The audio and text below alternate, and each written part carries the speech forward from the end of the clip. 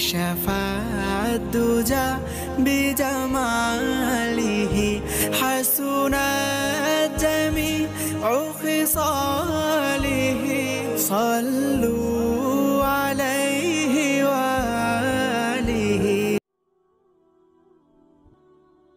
আসসালামু আলাইকুম।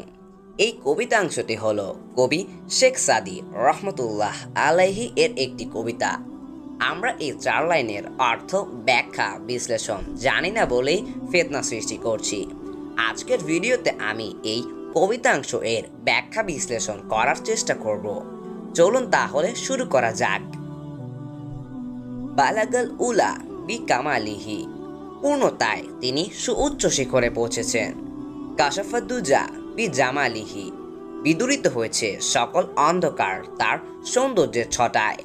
হাসনাত জামিউ খিসা আলিহি, সম্মিলন ঘটেছে তার মাঝে সকল উন্নত চরিত্রের। সাল্লু আলাইহি ওয়া আলিহি, পেশ করুন তার ও তার পরিবারের প্রতি দরুদ ও সালাম। ইসলামী ঐক্য আন্দোলনের আমির ডক্টর মাওলানা মোহাম্মদ ঈসা শাহেরি উক্ত কবিতাংশটির তাৎপর্য তুলে ধরেন এভাবে।